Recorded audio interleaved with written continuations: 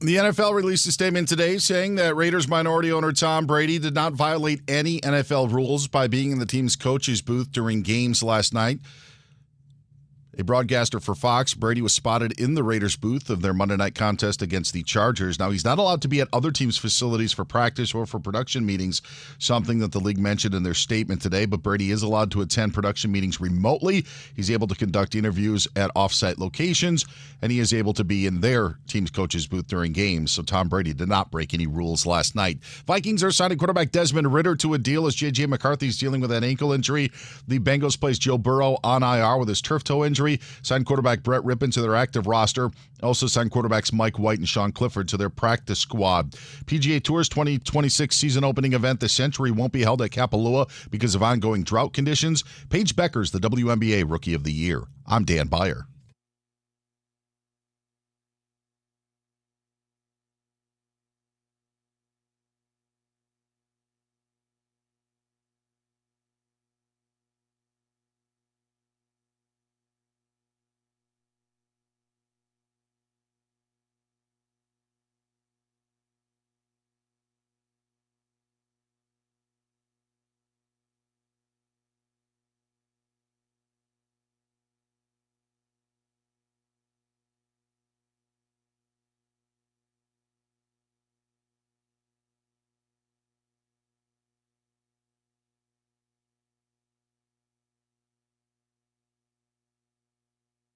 Yo, anyone else have a nervous stomach? 12 games left in the baseball season.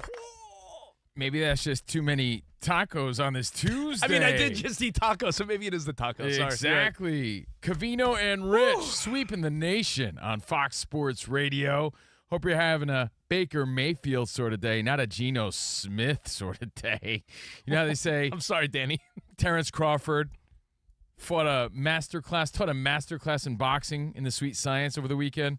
They're saying Geno Smith taught a disaster class last night in QP. I felt bad. All right, that's enough. That was a flat game. Hey, Ryan, what's up, bud? But it's hard to be sexy when Ryan's here. Danny G's here. We're glad you're here. Let's be rocking out. Let's go. All right. Hey, doing it live from the Fox Sports Radio studio, CNR on FSR. And we're going to get to some trivia today. In fact, Showtime Mahomes trivia. We're going to talk about baseball a little bit. I mean, like I said, we do have 12 games left. And I'm calling out your dude, Michael K. I know you love Michael K. My dad loves Michael K. He's great. But he has a reputation of being a little pompous. Which is why I like him. Yeah, but I like that attitude. He doesn't really have that much attitude when he's calling Yankees games, but when he's doing his radio show, he really unleashes. But he said something about celebrations, and it's like, oh, Michael K., you're so off. So I'm calling out your dude, Michael K. But we got to start with Tom Brady. And, of course, last night, one good game, one bad one. Is there anything else you really need to say? I think you need to say the Madison Beer effect, Justin Herbert's 2-0? No. I think you need to start with the Buccaneers and say that Baker Mayfield was always good. You made this point on our Patreon today because I was saying what a dog he is. Baker Mayfield's a dog. As the but meme, it's not as like the meme he goes, just became one. He was always good, and he got dissed by Cleveland. As the meme goes, he was only guilty of one thing, being associated with the Browns. And he actually took that bunk organization and took them deep into the playoffs but one you year. Weren't sure where it was going to go when his head didn't seem to be all in football and he was doing commercials and everything else. I always felt, maybe because he was associated with Cleveland, that he could have went down the Johnny Manziel path of greatness. And that's no knock on Johnny Manziel. I actually think he's a cool dude, too, and he turned his life around. I'm happy for him. But to see Baker Mayfield just take the ball and run with it, pun intended, pun absolutely intended, and carry that team on his back when they need him, it's just impressive to watch. He's like the current, I don't want to say like Doug Flutie of the league, but he just plays to win. He's not the best at anything, but you know that he's going to give you his all. Yes, the heart. He plays with that noticeable energy and heart that a guy like, I mean, who comes to mind for you? I don't know. Doug Flutie came to mind. That's a good one. But I think, you know how they always do those things like construct the best baseball player, and it's like the swag of Tatis, the arm of, So if you were to construct the best quarterback, I feel like the heart of Baker Mayfield, I'm picking. You know, I wouldn't argue that. We've seen some really impressive. You're not going to pick his arm. You're not going to pick his legs. No. You're not going to. But his determination and his ability to keep his legs moving and his heart is there. And it was a nice come-from-behind win over the Texans yesterday. Props to him. And he showed that sigh of relief when he hit the podium last night. Yes. Like, he did it. What's up, Danny G? Two workman-like quarterbacks that remind me of that. Rich, your boy Steve Young, back in the day when we were kids, and also Rich Gannon. They would, will their team down the field. No, he plays with a lot of will and determination, and it's just fun to watch as a fan. So props to the Buccaneers, props to his career and where it's been. Did we need – because I feel like we did but didn't. Did we need that one Baker Mayfield Rams game to remind ourselves, he deserves another shot? Remember that one Rams game? Yeah. Where it's like, Baker. Yeah, against the Raiders. But and they should have seen that and been like, let's sign him when he's a free agent. But sometimes you need a reminder, right? In a relationship, at a job, where you need to remind people of your value. And I think Baker Mayfield took that opportunity, that one game that really didn't mean much on the schedule, but that one game where it's like, he came back and won that game and showed some grit and heart. That one Rams game, I think, gave everyone the reminder that, Baker Mayfield got a raw deal, and Cleveland has to feel like a bunch of ass clowns knowing that they gave up on this guy to go after Deshaun Watson, who at the time was the, quote, hotter chick. Exactly. And then that didn't work out, and now you're like, oh, man, we're hoping Joe Flacco or Shador or this guy. It's good to remind people who's in charge. That's why we've always said, Rich, when the relationship's on the rocks, you got to double up, just to remind them. Let them know. Mayfield, 215 yards, 2 tutties. The Buccaneers win 2019. And then, honestly, it felt like such a flat-ass game. And nothing I hate more than a flat ass. Yeah. Everything about that game last night, you could say good defense. Danny G, I know you got to give credit. It was 29. And they kept giving the ball back the defense to Geno evident, to give him another opportunity to come back at the end of the game. I was trying to watch and concentrate, and I kept looking at my phone and scrolling, and I was just bored by that game, hoping, because I like Geno Smith, hoping your Raiders turned it around, hoping for you too. But, again, just sloppy play. It's not all on Geno. I think we agree on that. He was scrambling around, running for his life. Yeah. So the O-line is off, but 3 picks, Chargers win 29 in a boring later Monday night game. You got to give a lot of credit to that Chargers defense. There was a reason he was holding on to the ball as long as he was. Nobody was open, and even though the offensive line wasn't playing the way they're capable of, he just looked like – it reminded me of a Derek Carr game, to be honest with you. Yeah, that game must have drove you and Ryan crazy because they couldn't do anything. You know he's got talent, but he just was making bad decisions. He was throwing into double and triple coverage sometimes. Oh, did you see his body language after that? Yeah. He was sitting there like, that's what a face looks like after 3 picks. Like, he was les miserables. I got to ask our number one update guy and one of the big dogs here at Fox Sports Radio, Dan Byer. Big dog, huh? Big the dog? The guy's been here 20 years. How about that? Big dog. I feel like if anyone competes with big dog. If anyone competes with Mike for running this place, it might be Dan Byer. Orale, my guy, big dog. Do you have a parting gift for Covino since he's now out of the guillotine league? You had to bring that up. Dude, I feel like such a loser, Is there a gift basket? Like, does he get like a little bag of Cheetos or something? Week edible 2, arrangement? for the record, week 2, I'm already out of the guillotine league. It's the worst week to be out because week 1, you almost get a bonus for being bad. Yeah. And you only have to pay half the Yes. entry fee. Well, we give you something back if you're eliminated week 1. Well, lesson learned, man. I was too Bills heavy. And it was ride or die with the Bills, sort of. Josh Allen. But last night, you had an average opportunity night. because you were playing against Nick Chubb, who did not have a great game until the touchdown. Yep. Take away that touchdown. And I said, Covino, you might be one Jacoby Myers TD away from sneaking through, but not so much. Tipped in the end zone, picked off. Gosh. But hey, Covino, you could watch. You could follow my team. No, absolutely. Yeah. You know what? Go get him next year. That's what I'm looking toward. But I was very Bills heavy. You like the girl that got voted off? You like the girl that got voted off The Bachelor in week 2, and then when they have the reunion, everyone's like, "Who's that?" In this guillotine league, you're right. You're right. I'm that guy. I don't even remember that guy. Wait, he was on this season? I remember. There was no moves I could have made in the first week, and Khalil Shakir did nothing. Josh Allen had an average game. I just did nothing that week. Allen killed you, honestly. Yeah. Yes, because of his lack of production. Now, the Bills don't care. They got the easy win, and James Cook had a huge game, but That's what happens. Because he was a high pick of Covino's as well. Yeah, Covino was going to live and die off of Josh Allen. And you had A.J. Brown as well, who has stunk the first 2 weeks of the season. I thought I was set, to be honest, for a minute. You thought you would at least, to be honest, in these type of things, I am comparing it to something as corny as The Bachelor or some type of an elimination game. You always assume, all right, I'll make it to the middle at least. And you had some big name players. So. No Jimmy Eat World for me. Yeah, you're not in the middle. No Not Maren at Morris, all. nothing. Now, any observations you can make on Monday Night Football, by all means, get involved at 877-99 on Fox and at Covino and Rich at Fox Sports Radio. We're broadcasting live from the Fox Sports Radio studio. Quick reminder before we talk Brady, the LG X Boom Grab is the portable speaker that powers your hustle, that Baker Mayfield hustle, from morning coffee runs to midnight rooftop hangs. Enjoy vibrant sound with up to 20 hours of playback, and now save 25% at LG.com with code FALL25, FALL25. Bring the boom. Boom. Boom. X Boom. And if you want to watch us right now, hey, we're streaming video live, and our video producer, Spot, the best in the biz, so he's putting up videos and pictures of what we're talking about. So it's sort of like a TV show if you want to play along. Again, youtube.com/@Covino and Rich. FSR. And I had one question before we get to Brady, because he is on everyone's mind, and we're not going to do your typical, is Tom Brady, should he be allowed? That's not the angle we're going for, so don't sweat it. But based on yesterday, you had the early and late game.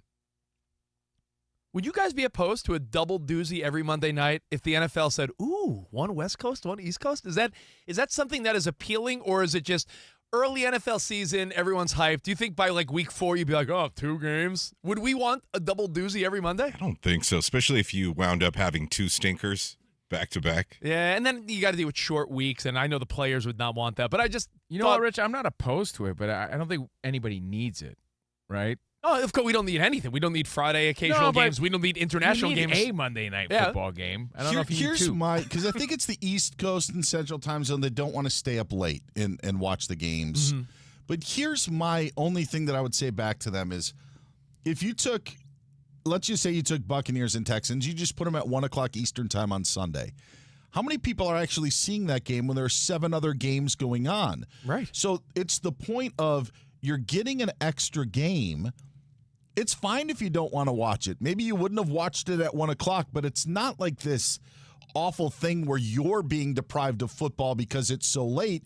You probably wouldn't have been watching that game anyway. It's one less game to decide, does it make my 4-screen, TV? And I think that there are very few people that have the Sunday ticket or, the ability to put up 4 screens. For as much as we see it on social media, I think more of the average person just has their living room TV or monitor and how they're watching. So when they complain about the late kickoff time, I just say, like, you wouldn't have been watching that game anyway if it wasn't on in your local market. So this is actually a bonus to you. Let me tell you, slow clap for you, because you make total sense, right? Because when we were kids, what made Monday Night Football special if you're a kid like us of the 80s and 90s, before Sunday Ticket and Red Zone and before all this, I remember as a Niners fan, when I had my little Joe Montana jersey on, and my dad would let me stay up until halftime on Monday night if it was a game where I really wanted to watch, right? Because 9 o'clock was the Eastern Standard Time. You only got so many looks at other teams. Like, tell me you knew anything about, like, the Saints in the 80s. What did they get? Maybe one game? Sure. And the Niners or Cowboys or someone stomped them?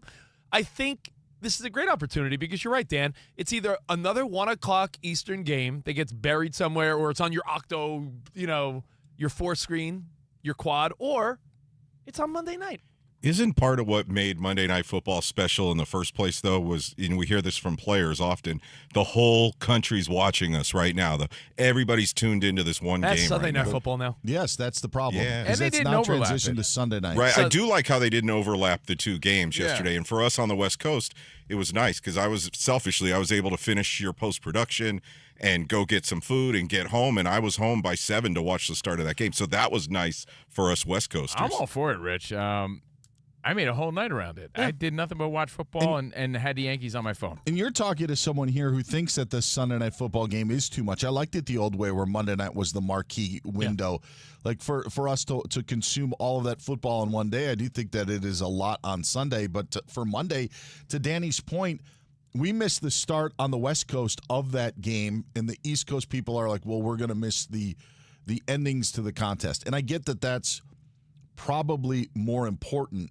But in 2 weeks, we've got a 7:15 Eastern and an 8:15 Eastern staggered kick of Jets-Dolphins followed by Bengals-Broncos. So you're going to just be missing those games anyway because you're going to probably have to choose one or the other. So I just don't find any argument sufficient in why they shouldn't do it that way with the true doubleheader. Yeah, listen, more football, and again, Dan made the best points. I'll say it one more time. Is that if it's a game that would have been buried at 1 o'clock anyway in the early docket on a Sunday, put it on Monday night in a doubleheader fashion.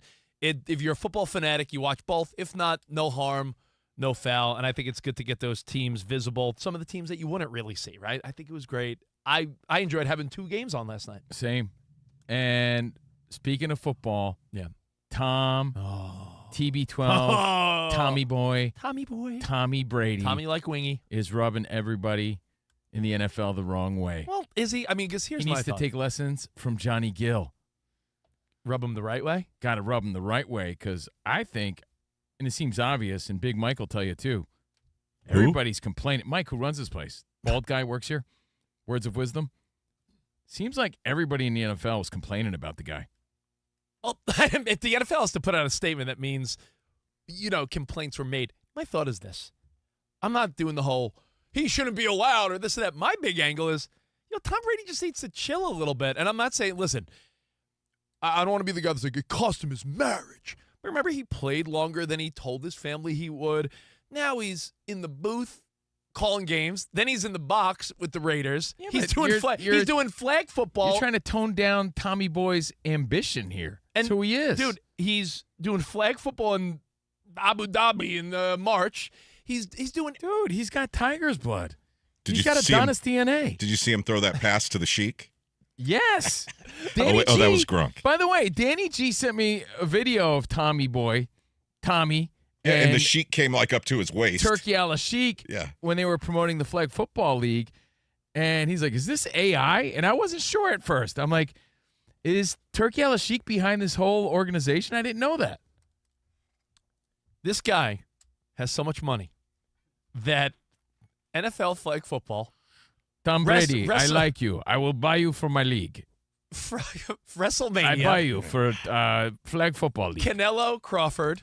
He's hanging there with Mr. Beast. This Sheik. I want to. Imagine the Sheik is like, I like one radio show. The Sheik, he like Tommy.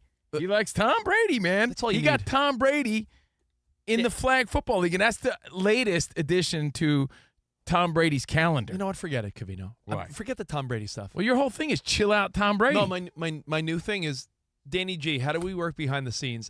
We need the Sheik to have one favorite radio show and one favorite podcast, and that's us. Oh, my. All you need. God, I wish I was his favorite radio show. All you need. Rich's Solar Power Parlay brought to you by the Sheik. This is like a really weak example, but remember when Justin Bieber was the hottest thing going? I know he's headlining Coachella. That's the big announcement for 2026, him and Sabrina Carpenter. But when Justin Bieber was at his peak, when he was peak, as the kids say, his favorite comedian was Chris D'Elia, and that put Chris D'Elia on the map. It did. I remember young kids were like, yeah, Chris D'Elia. He would come out as Justin Bieber's favorite comedian, Chris D'Elia, and he's like, hey. I want to be. If we're Turkey a la Sheik's favorite radio show, endless limits, endless funds, endless possibilities. Imagine he was like, guys, you must do your show live from Saudi Arabia. Dude, we could broadcast a flag football game live. They need unconventional broadcasters like us to call a flag football game. I say we do it, Danny G. Get on it. You got Sheik connections? Yeah, that's true. Ryan, I do. Ryan's nodding his head. Ryan, you don't want part of this? I don't want to be put into a vat of chemicals. No. I said it. Yeah. We got to go. We got to go. No, I'll take that money, dude. If you don't want it, more from me. I'll take that Turkey a la Sheik I'll take it. It's like, when like Beyonce will perform at some rich person's Sweet 16 for like $8 mil. Broadcasting is what I do for a living. If they're going to pay me, let's go. I'll do it. And if you're going to judge us, judge everyone in boxing, wrestling, football. Yeah. Judge Saquon Barkley, McCaffrey. He's not paying me to be a rodeo clown. If he paid me to do radio, that's what I do. Sure, let's go. I'll be his personal court jester.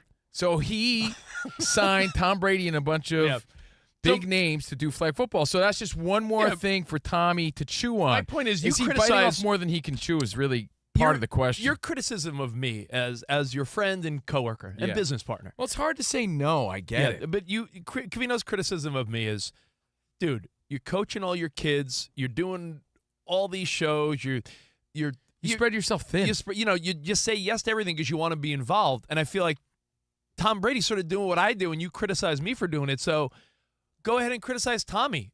NFL ownership, but NFL broadcaster. You have the same Adonis DNA that Tom Brady has. This guy took his ambition to the NFL. Yeah, but the same way you took yours to. Well, you could say mine's more important. I'm doing stuff with my kids and children. Took yours to West Hills Pony Ball. It's very important. Big league. I'm just joking. But I'm just saying, like he's got a lot of help. You think Tom Brady is doing all these things without an assistant and someone driving him around while he's preparing, and that's a different story. I'm sure he's paying people to make all these things work for him. I want you to say everything to Tom Brady that you say to me. You're doing too much. Hey, bonehead, you're doing too much. And Spot will always say something snarky like, "What do you not like to be alone in your thoughts?" Yeah, man. Why don't you spend some time with your wife and kids? You need to at fill. home. You need to fill your calendar. Tom Brady is. Listen, there's two types of people, and you're looking at two. Red Vines and Twizzlers. Totally Twizzlers, by the way. Players and haters. Blue cheese and ranch. I know. There's a million two types of people, but I'm talking about Michael Buffers and Bruce Buffers. Michael all day. There's two types of people. People that like dots on the calendar and people that want an empty calendar. Covino looks at a weekend and says, no dots? Perfect. I'm going to sit around, scratch my thighs, and watch the Yankees. That's the best. I look at a calendar with no dots on the weekend, and I'm like, babe, you want to have these people over for a barbecue? Why? Hey, let's go out for hibachi Saturday. Such a busybody? Hey, you guys want to go apple picking? Like, I want to do things. Why can't you, chill? You have no chill? I got no chill. Well, that's a problem. And guess who else doesn't? Maybe you should talk to somebody. Guess who else doesn't? Tom Brady. Does he need chill? Well, Boomer Esiason thinks he does. Again, he was sounding off on Tom Brady being seen in the Raiders' coach's box on Monday Night Football. And word on the streets is the NFL had to put out a statement that he did nothing wrong, which insinuates that multiple people had complained about it. A lot of people saw it, but he seemed to have done nothing wrong there. But again, conflict of interest, or at least it appears that way. Broadcasting, partial owner of the Raiders, TB12, his fitness stuff, his podcast appearances. Doesn't he still have a radio show? He does the thing with Jim Gray. Yeah. So, and now flag football as of yesterday. That was his big announcement. Oh, yeah. And how I play softball a couple times a week, too. But so I ask you this. Are you a Tom Brady or not? And do you think Tom Brady is just doing too much? I don't think you could. You ever heard the expression narrow focus, broader results? When your head is everywhere, you're not giving your all to one particular thing. You're losing focus. If your head is in all these different buckets and directions and you got all these different things going on, how could you really give your all to wherever it is needed? Please make that make sense for me. Is Tom Brady really the greatest broadcaster he could be when he's worried about flag football? Please tell me how that's possible. Some people like to balance a lot. It's not balance. It's called distracting yourself from sometimes what the priority should be. 877. That's how I see it. 99 on Fox, as the screen says. Join the conversation. Join Covino and Rich. We'll take all your feedback next. Are you a Tom Brady or not? Are you a Covino? Do you like the dots on the calendar? Do you not? And do you think there's such thing as doing too much, or are you just maximizing the time you have here on Earth? Stuff starts to slip through the cracks, all right. And it's a matter of how good you're covering that up, because it's just bound to happen eventually. You're just hoping that it's nothing major. Well, you know what? We'll get all your feedback. We'll talk all TB12 and anything you guys want to chime in on. Hey, we're the most interactive show, so let's do it. 877-99 on Fox. Now, Covino, we talked to the people at TCL yesterday. Good people. And let me tell you, they got me pumped up because we're going to we might get some new TVs in the studio here. And we're trying to figure out ways to bribe our listeners. I mean, to give back to our listeners courtesy of TCL. Ooh. So football's back, and you already know where you're going to find me on Sundays. doing what I do best, chilling, scratching my thighs, rubbing my belly, eating snacks, and watching foosball on my TCL. Or Covino, like me, where it's like, oh my God, nothing's going on. Let me have a party. Invite everyone over to watch the games on my 85-inch TCL. Why don't you brag about it? All right, hey, they got so many great options. The TCL QD Mini LED makes every play pop. The brightness, the smooth motion, it feels like you're right there in the field. And here's a kicker. TCL is the official TV partner of the NFL. Football's never looked better. It's the ultimate football experience. Right now, TCL is making it even sweeter. You can score up to 50% off all select models. Exactly. Bigger screen, sharper details, smarter technology at a price that doesn't make your wallet flinch. So the ultimate season to score is here. Whether it's football Sundays, movie nights, or gaming marathons, TCL delivers the goods. Available at all major retailers. Just head to TCL.com for details. TCL, the official TV partner of the NFL and the ultimate season to score.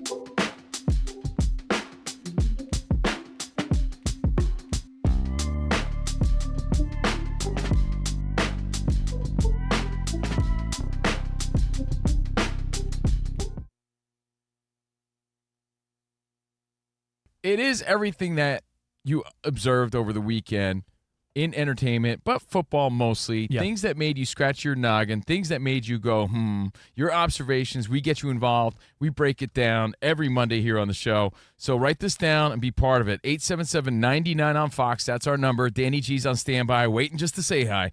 877-99 on Fox and everything at Covino and Rich at Fox Sports Radio. Your observations. Let's get into it. Can I start? Let's go. I think that Giants fans, Giants front office members, Giants coaching, Members of the brass. everyone should thank Russell Wilson because by performing the way he did, even in a loss, they are now in a position where they don't have to jump the gun and ruin Jackson Dart the way they ruined Daniel Jones. Because if Russ had a stinker yesterday and Russ wasn't bringing it, then there would have been more and more like, come on, Jackson Dart. And they would have rushed him. And you saw what happened when they rushed Daniel Jones. You saw what happened when the Jets rushed Zach Wilson. You see what happens when these teams rush players. And I think the longer Russ could show that, yeah, I'm the guy for now. It gives Jackson Dart more time to sit, chill, learn. And by having an almost 500-yard day, throwing dimes to Malik Neighbors and really just having that winning old school Russ attitude, like fountain of youth. Credit to Neighbors for just finding the ball. He has a great ability to do that, jump up and get it. But Wilson, 450 yards, undeniably great, 3 touchdowns, and the unfortunate pick at the end. But I don't think anyone is talking smack about Russell Wilson and his performance this past weekend. But again, I'm telling you, they had that game in the bag. The underlying message there was, all right, they could stick with Russ longer. No, absolutely. He looks solid. And I think that gives, because our Giant fans now saying, come on, put Dart in there. That narrative gets paused big time. That pick was unfortunate. Neighbors celebrating a little prematurely. Also a bad look, but he also had a great game. They got some great potential with the Giants. They looked a lot better this week. That's the positive there. So 3 touchdowns from Wilson, 167 yards from Neighbors, 2 touchdowns for him. But the Cowboys pulled it out at the end in overtime, 40-37. So Rich is right. Biggest observation there is Russell Wilson looks good enough.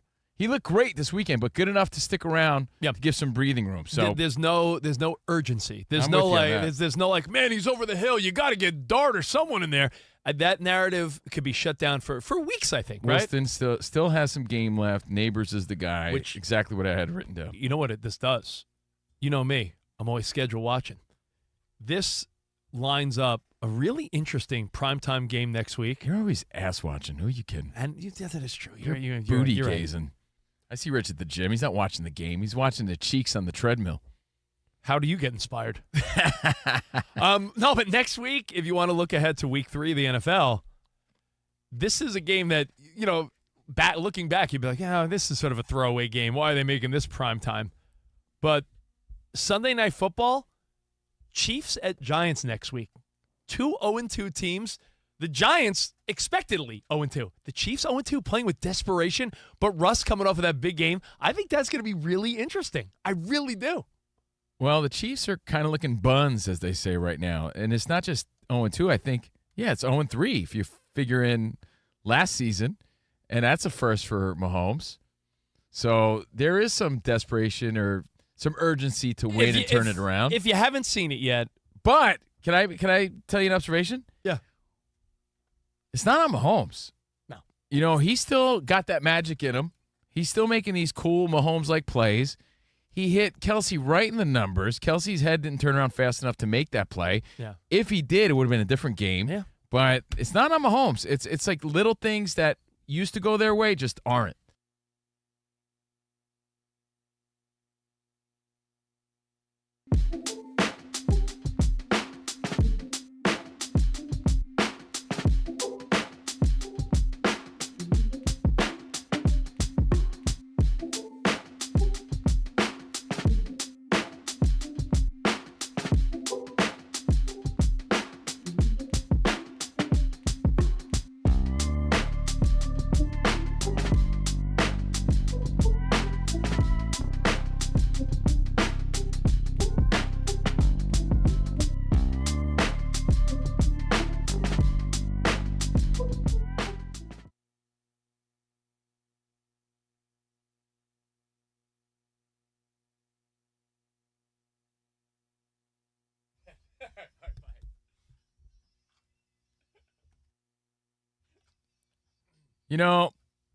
I love Tuesdays, tacos. I love Busta Rhymes. Rich, you love Leanne Rhymes.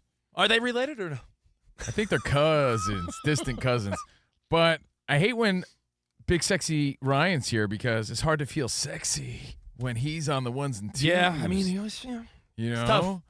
And, of course, superstar Danny G, who makes us sound like little schoolboys with his smooth, deep, buttery voice. He's on the phones at 877-99 on Fox. Why are you buttering them up? What are you looking at here? I'm just trying to give props. Trying to give props to people? And, of course, the greatest in the land, Dan Byer, will be here in a few minutes giving you updates. Spots on the videos at Covino and Rich. He Again, gave you Fox- no compliment. He just said spot on the videos. Yeah, he doesn't deserve compliment. Spot He's was just sitting there all pompous. Look at him. Spot was waiting there like when when Tommy Gunn won the belt and Rocky was standing there waiting for his thank you. He was like, I'd like to thank one man, George Washington Duke. Yo, that's a little disrespectful. Absolutely not. Remember, I hold your face in my hands. Okay, that's true. If you want to see Spot's hard work, Cut to the one shot every time he picks his nose. it's right? YouTube at Covino and Rich FSR. We're streaming live at Covino and Rich FSR. I'm Covino with the Yankee hat on. That's Rich Davis. Nice win against the Twins yesterday. Oh, wait, you got killed by the Twins. Keep it going, Minnesota. Yeah, that was weak. Every loss, I owe you less money. No, it's very weak. And now we go back to the phones because aside from Yankees sucking last night, Well, don't the worry. big story was, well, the Buccaneers win. Mayfield's the man. Yep. The Raiders lose. But, hey, what was Tom Brady doing hobnobbing and schmoozing all night in the coaches' booths? Well, it's okay. He's got a lot going on. Tom Brady's broadcasting. He's partial owner. He's got his TB12 stuff. He's slapping ass probably on a weekend. He's probably preparing for this flag football thing he's got. Oh, yeah, and keep in mind, you're right. He's probably one of the most eligible bachelors out there. So when he does have a spare moment, I'm sure booty options are aplenty. In the booth, he actually had his game face on. He wasn't talking to anybody. Mm-hmm.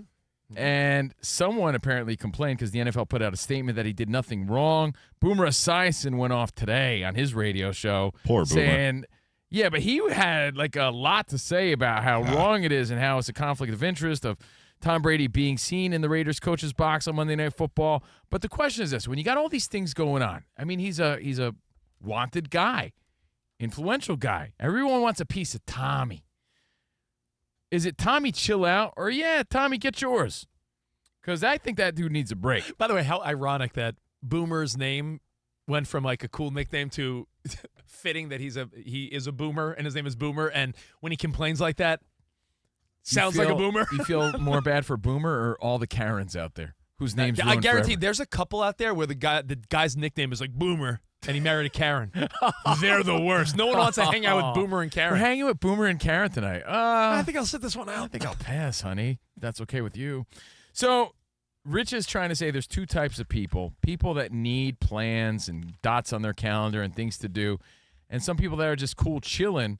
Which one are you? Of course, I don't think Tom Brady. Work-life balance is always a goal of ours. But do you need to fill every spare moment of your day with something? Between his TB12 stuff, between broadcasting, between ownership, between flag football, between all his projects, his being a dad, dating, don't you feel like Dan Byer, Tom Brady probably has something to do most hours of every day?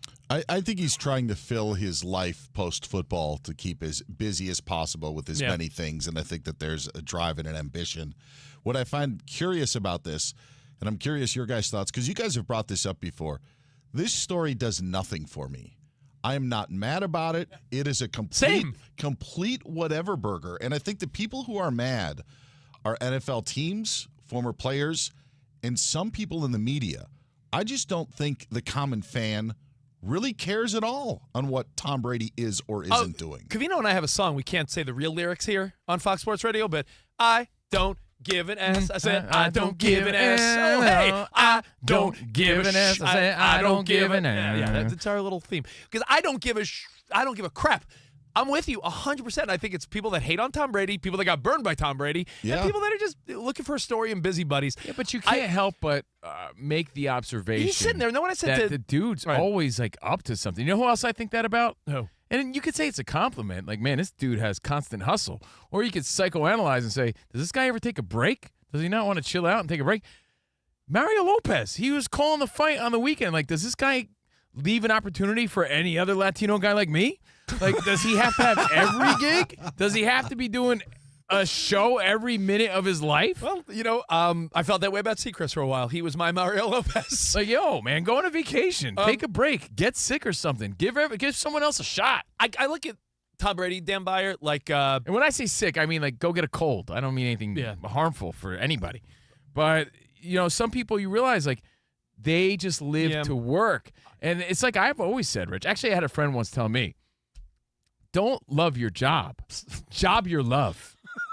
Job your love. That's great. Thank you. Dan, what I was going to say was, I look at Tom Brady for the Raiders the way, again, I love to talk about my coaching prowess for 5-year-olds, but, you see coaches, there's always a dad that might actually have played in the bigs, or a dad that, is a baseball expert. If he gives the coach a little, how do you do once in a while, like, hey, I see the kid's dropping his elbow, or, the pitcher's striding to his left, like, I think Tom Brady's there is almost like quality control, a little tidbit here and there. I don't think Tom Brady is pulling the strings for the Raiders on a level that anyone should really care about. Yeah, and I think that Pete Carroll is probably to a point, since he turned 74 yesterday, isn't worried about somebody looking over his shoulder in that aspect of it.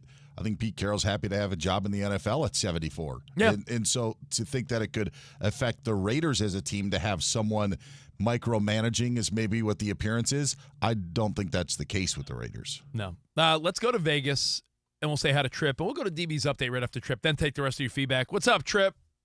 Hey, good afternoon, guys. Let me tell you, I'm laser focused from 2 to 4 our time every day. Nice. I'm with DB on this. Who cares? The only reason they make a big deal out of it, it keeps the Raiders relevant.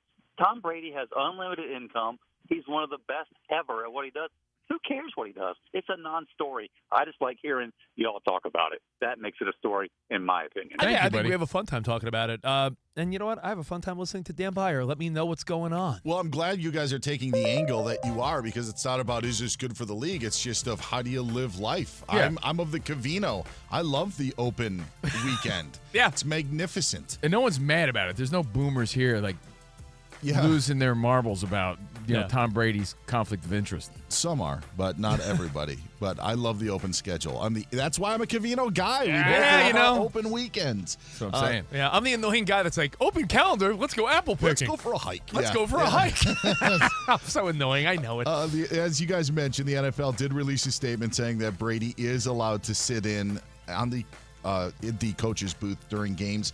In their statement, they mentioned, obviously, he's a broadcaster for Fox, and they laid out what he can and can't do.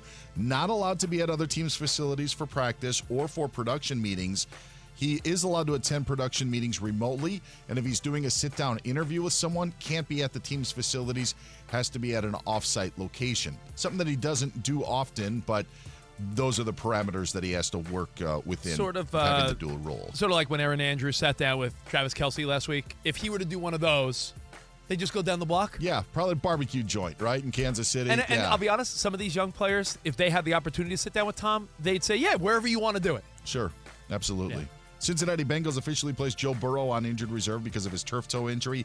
They signed Brett Rippon to their active roster. Also added quarterbacks Mike White and Sean Clifford to their practice squad. Vikings signed quarterback Desmond Ridder and placed running back Aaron Jones on IR with a hamstring injury. Buccaneers defensive tackle Kalaji Kancey tore his pec muscle during last night's win over the Texans. He'll miss the rest of the season. Baseball earlier today, Braves doubled up the Nationals 6-3 in game one of a doubleheader. Astros slugger Yordan Alvarez has a significant left ankle sprain, expected to miss some time, according to skipper Joe Espada. Astros a half game back in the Mariners in the AL West, 3 up for the final wild card in the American League with 11 games to go. Dallas Stars guard Paige Beckers named the WNBA's Rookie of the Year for 2025. And I'm excited in golf because we get more Masters coverage. Amazon Prime picking up a couple of hours on Thursday and Friday during the first and second rounds of the tournament at Augusta National Golf Club in the second week of April. Amazon will be airing 1 o'clock until 3 o'clock Eastern time of first and second round play, both on Thursday and Friday, before giving way to ESPN, who has coverage on those 2 days. Guys, back to you. Thank you, DB. Again, Covino and Rich. He brought up Mike White signed to the quarterback room. Mike White's one of those guys that he's lingered around long enough, and he's like an effective roster spot as a backup QB. I just looked it up. He's made $2 to $3 million a year for the last 5 years. He's you realize some of those guys, you might think, no one really knows Mike White. Guy's made a decent amount of money so far in the NFL. All right, hey, more Tom Brady, more phone calls. We'll take your feedback. We're going to do Mahomes Showtime trivia. And Covino, with 12 games left in the baseball season, I do have a thought about where we're headed in the postseason. So some baseball talk as well. I have a thought about the natural, the Wonder Boy himself. Rest in peace, Robert Redford. We'll get to it all next on Covino and Rich, Fox Sports Radio.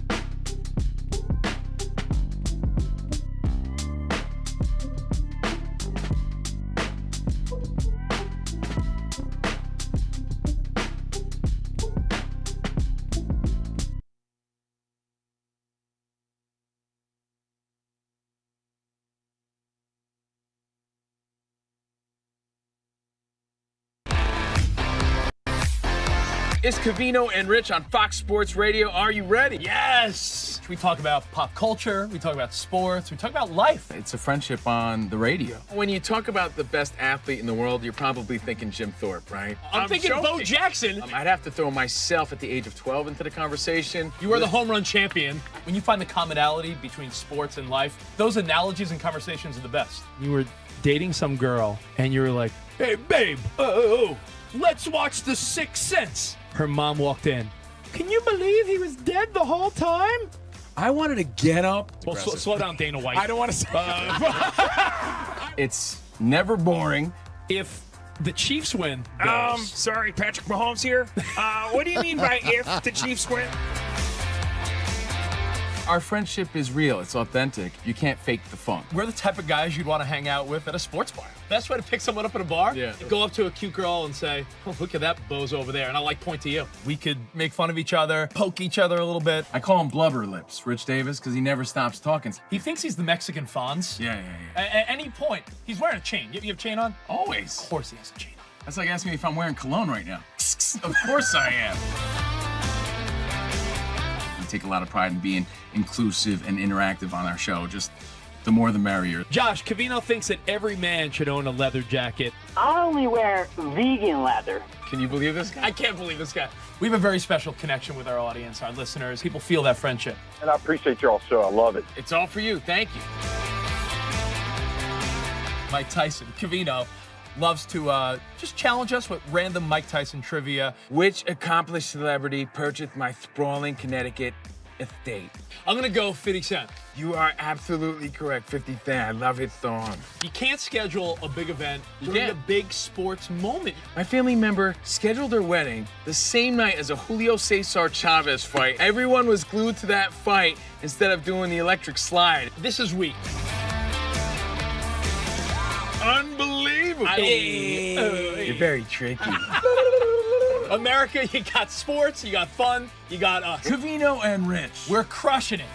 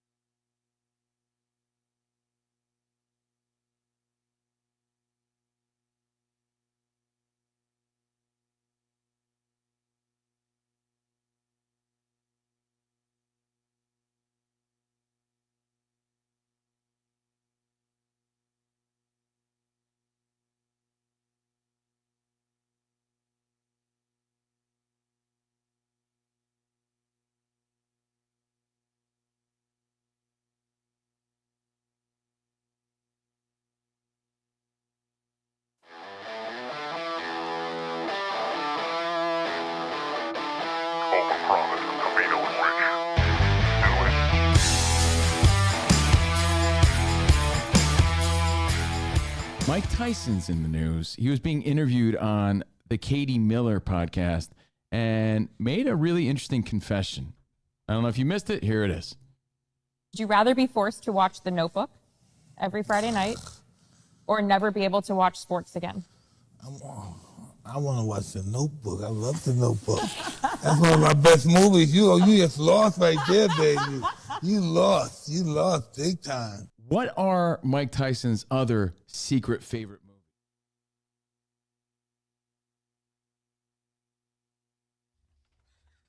movies? Yeah, buddy. Covino and Rich, Fox Sports Radio. The world famous CNR on FSR. We're live from Fox Sports Radio studios.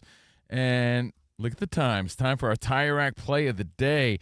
Another fourth quarter comeback for Baker Mayfield, bro. Dude's got heart. Yeah. Mayfield sends it back in motion. Hands the ball off for Sean White. Into the end zone. Is he in? Is he in? Touchdown Tampa Bay. Touchdown Tampa Bay. Buccaneers take the lead at 20-19. Yeah. That is your Fox Sports Radio Tire Rack play of the day, courtesy of 98 Rock, which was it Bubba the Love Sponge on that channel back in the day? I don't know, McGillicuddy. Yeah, Bubba the Love Sponge. Maybe I'll shoot him a text. That was, again, Tire Rack play of the day. For 40 years, Tire Rack has been helping customers find the right tires for how, what, and where they drive. Ship fast and free. Backed by free road hazard protection, convenient installation options like mobile tire installation, TireRack.com, the way tire buying should be. Tire Rack. Now, we're going to go to your phone calls, but a few things coming up. Showtime Mahomes Trivia, your chance to win some prizes. We got some bribery balls, some footballs to give away.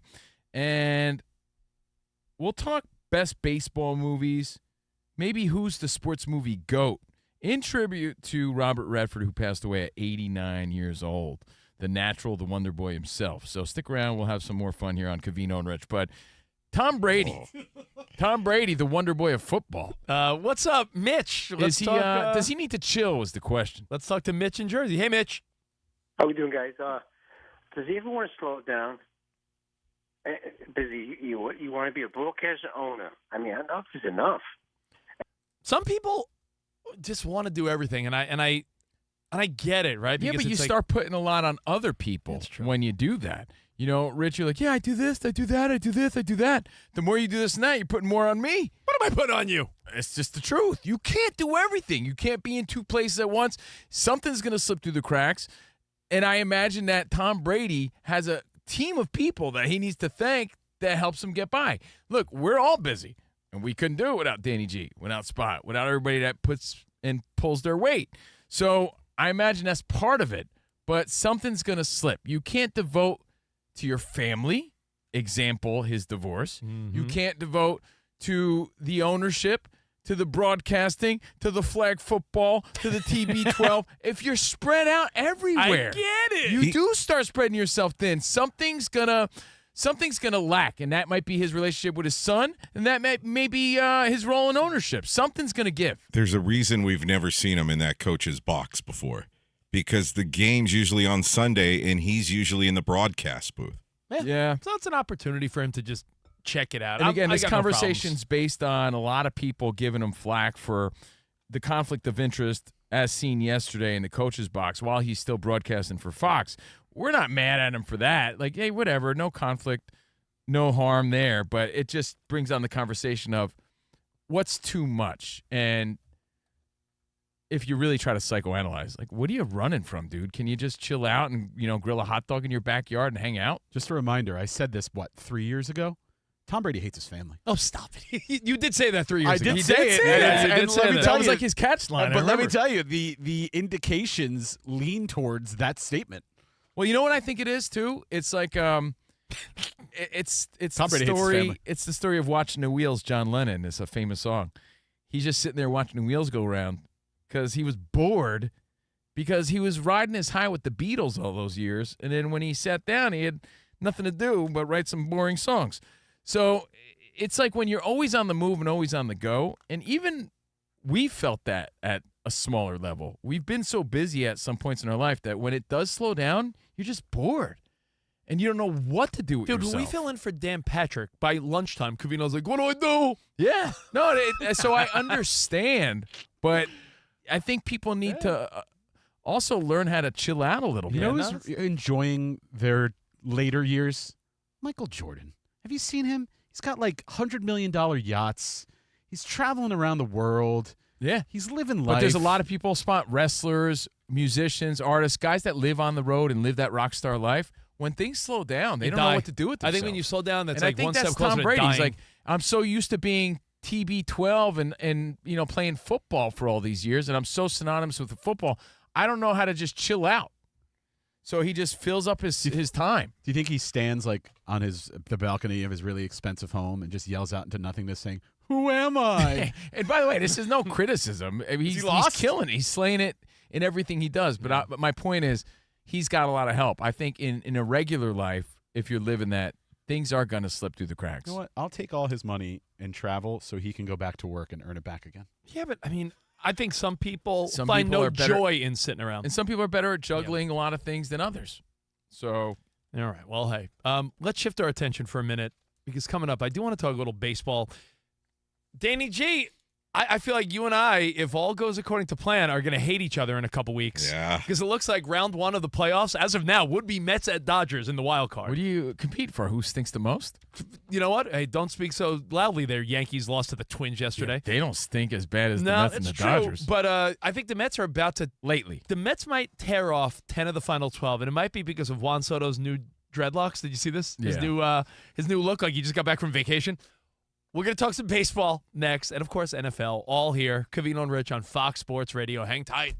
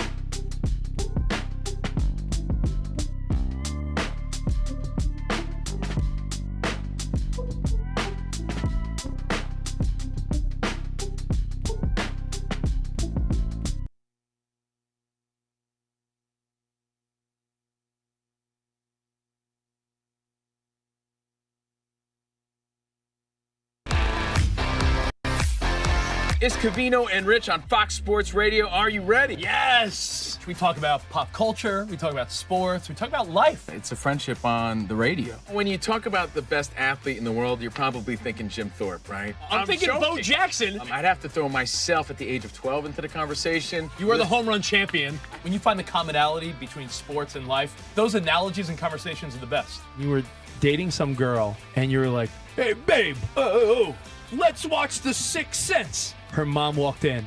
Can you believe he was dead the whole time? I wanted to get up. Well, slow down, Dana White. I don't want to say It's never boring. If the Chiefs win, Sorry, Patrick Mahomes here. What do you mean by if the Chiefs win? Our friendship is real. It's authentic. You can't fake the fun. we're the type of guys you'd want to hang out with at a sports bar. Best way to pick someone up at a bar? Yeah. Go up to a cute girl and say, oh, look at that bozo over there. And I'll point to you. We could make fun of each other, poke each other a little bit. I call him Blubber Lips, Rich Davis, because he never stops talking. He thinks he's the Mexican Fonz. Yeah. At any point, he's wearing a chain. You have a chain on? Always. Of course he has a chain on. That's like asking me if I'm wearing cologne right now. Of course I am. I take a lot of pride in being inclusive and interactive on our show. Just the more the merrier. Josh, Covino thinks that every man should own a leather jacket. I only wear vegan leather. Can you believe this guy? I can't believe this guy. We have a very special connection with our audience, our listeners. People feel that friendship. And I appreciate y'all so. I love it. It's all for you. Thank you. Mike Tyson, Covino, loves to just challenge us with random Mike Tyson trivia. Which accomplished celebrity purchased my sprawling Connecticut estate? I'm going to go 50 Cent. You are absolutely correct. 50 Cent. I love his song. You can't schedule a big event during Yeah. a big sports moment. My family member scheduled their wedding the same night as a Julio Cesar Chavez fight. Everyone was glued to that fight instead of doing the electric slide. This is weak. Unbelievable. Hey. You're very tricky. America, you got sports, you got fun, you got us. Covino and Rich. We're crushing it.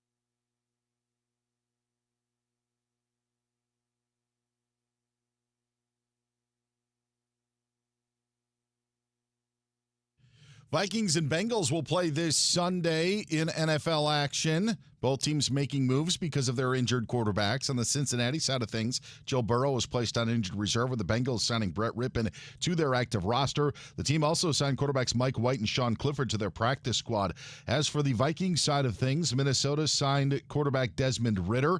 Carson Wentz expected to get the start on Sunday in place of the injured J.J. McCarthy. While Minnesota did place running back Aaron Jones on IR with a hamstring injury, they did not place McCarthy on injured reserve. The NFL says that Raiders minority owner and Fox broadcaster Tom Brady is allowed to sit in the team's coach's booth during games, as he did last night against the Chargers. Buccaneers defensive tackle Kalijah Kancey tore his pec muscle and is done for the season. Dallas Stars guard Paige Beckers was named the WNBA's Rookie of the Year. Astros slugger Jordan Alvarez to be out a while with a left ankle sprain. I'm Dan Beyer.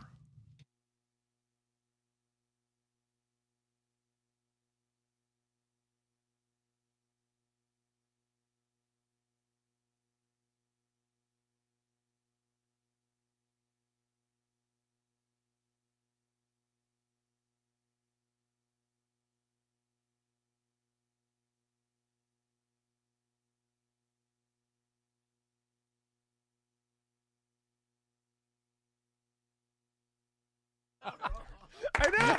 All right, hey, Covino and Rich, FSR. Love hanging with you guys. Honestly, 2 hours of our day that I totally enjoy hanging with you boneheads. Oh, yeah, it's the best. And we're happy to be your favorite boneheads. CNR on FSR, broadcasting live from the Fox Sports Radio studios. Ever wanted to try an Olympic and Paralympic sport? Try fencing. Fast, safe, easy to start. Find a beginner class near you at usafencing.org/tryfencing. Again, it's usafencing.org/tryfencing. And the iHeartRadio app, man, got to check it out. Do you want me to tell you about it? Tell me all I will. about You can catch our show and the others. I guess they're okay too. But hey, all your Fox Sports Radio shows on the iHeart app. All you got to do, select Fox Sports Radio as one of your presets in the iHeart app, and it'll pop up right there on the top of your screen. So if you're ever out and about, you want your Covino and Rich, bam, Shazammy, you got us. And while we're at it, follow Buzzing. the podcast, Covino and Rich. Appreciate that. And our new YouTube page, Covino and Rich FSR, sweeping the nation. There's a live chat. Pull up the live chat, by the way. Be part of it. Get involved. Meet some people, and you could watch the show. And if you're listening, watch it later. I'll do that right now. See how fidgety Rich is in real life. No, See, I'm not lying. This guy has no chill. You don't want to see that. Covino and Rich FSR on YouTube. Now, we're going to play Showtime Mahomes trivia this hour, and we'll talk some baseball movies. Rest in peace, Robert Redford, the guy that was synonymous with handsome for most of our life until Brad Pitt became a thing. Yeah, he was like our grandparents and parents' reference. Like, he's handsome, Robert Redford. We know him. Your grandma called him Wonder Buns, didn't she? She did. I was going to say we know him as Roy Hobbs. Roy Hobbs, the Wonder Boy. So, rest in peace, legend. I think he started his career because there's a very famous Twilight Zone episode called Nightcaller, and he's death. I think it's called Nightcaller. He's death, and he comes knocking on the old lady's door, and he's a young Robert Redford. You always see these on the New Year's marathons. And then, of course, he became one of the greatest actors and most handsome leading men and directors, Oscar Award winner. Yep. Wonder Boy, No doubt. Robert Redford. So we'll talk about some baseball movies later on, but back to you, Dickie Doodle Boy. I do want to talk baseball in a second. You want to talk Michael Kay? I do want to talk Michael Kay. I want to talk wild card. I want to talk baseball. But I'm seeing a lot of people talk about the Chiefs 0-2 for the first time in over a decade. First time they started 0-2 since 2014. And I want to just point out the importance of this game this week, week 3 against the Giants. Now, I feel like nothing's a guarantee, but I feel like I'm going to roll heavy with the Chiefs this week. As I'm enjoying Russell Wilson. Didn't Men's Warehouse say you're going to love the way you look, and they guaranteed it? You know what? Do I want to give a Men's Warehouse guarantee? Do I want to give a you're going to love the way you look. Do I want to give a George Foreman guarantee? Ooh, the George Foreman guarantee is the highest form of guarantee, so be careful. I guarantee it. But with the Chiefs, I know you don't want to look ahead. And DB, you know I love me some schedule watching. Danny G, you guys make fun of me for schedule watching. But after I make fun of you for Mets watching because that's just hopeless. It's fair point. It's called a waste of time. But if you do want to look ahead, after the Giants game on Sunday Night Football, the Chiefs have to host the Ravens. You can't go into that Ravens game 0-3. You can't. I mean, this is as well. There's a lot of buzz about how the league won't let it happen. For as early as it is in the season, you can't allow the Giants to think they have a chance in this game. You gotta game plan a different way. So I anticipate this being like one of my favorite bets of the week. I mean, the Chiefs at the Giants is our hope for New York, Dan? You can't imagine a world where Kansas City would be 0-3 with Patrick Mahomes and Andy Reid there. And then having to go play the Ravens in week 4. Right. Yes. The Giants, even though Dallas put up 40 on them in overtime, do have some players on defense, and I don't know how much of the Chiefs' problems are solved just because of what they are offensively. But I would side with your way of thinking on this. Yeah, I mean, it seems like that's a pretty big lock for week 3. However, how wild would it be for the NFL if the Chiefs started 0-3 and then you knew that they were facing the Ravens week 4? So there's always every game has a great storyline in the NFL. And I'm feeling that way about baseball right now. With 12 games to go, there is a wild card hunt. My Mets are clinging on to dear life. They won on a Pete Alonso walk-off on Sunday. That was big. And now you're looking at the final stretch of games. A lot of teams are playing each other. A lot of key matchups. Yankees, you're almost giving the division to the Blue Jays at this point, and you're just hoping for that number 1 wild card, so you're home? I mean, I guess so. That's how it's looking because the Blue Jays keep winning. Yankees keep dropping stupid games to teams like the Twins. No offense to our boss who loves the Twins. But those are the games you can't lose. Well, as of right now, as you know, the playoff format of Major League Baseball, the 1 and 2 seed get a bye. The third division winner has to host a wild card round as well as the best wild card winner. So the best wild card winner and the worst division winner are sort of in the same boat. There's no, you're in the same position if you're the best wild card winner and the worst division winner. So as of right now, if the season ended right now, Covino, the Yankees and Seattle would host the wild card round. And they battle of the top AL MVP contenders. And you know who they would battle against? Division rivals, the Red Sox and the Yanks and the Astros and the Mariners. So you're looking at some potential really great wild card matchups. And then over in the NL, you're looking at the 2 teams getting a bye. No one would have ever thought this. The Brewers, you might have thought the Phillies, but Brewers and Phillies are pretty much locks for the most part for those 1 and 2 seeds, which means the Dodgers would host the worst wild card, which as of right now would be the New York Mets. And then you got the best wild card, the Cubs, would be hosting the Padres. And these are all great matchups for Major League Baseball. Think about that. Padres going into Wrigley. Yankees. And the Mets coming out here to L.A. Mets, Dodgers, Yankees, Red Sox. Mariners, Astros. And Cubs, Padres. Man, yeah, those are pretty good matchups. I mean, and you know what? And by the way, think about the hype we had last year. No lock whatsoever for the Mets because they only have a 1.5, 2-game lead over who's behind them. My point was it seemed last year like the Dodgers had it all, right? So it's like, how are we going to bring down the Dodgers? This year's anybody's game, anybody's series. So I think we're going to all be pulled in even harder in the next few weeks. Yeah, and it got crazy last year. Just to point out how close that NL is. I'm saying the Mets with pure hope in my voice because they are only, again, 2 games in the loss column over teams that are chasing them. The Diamondbacks are playing 500 baseball, but while they are the closest teams to the Mets in the wild card hunt, as of right now, hold on. The wild card has the Arizona Diamondbacks are actually 76 and 75, a game and a half behind the Mets.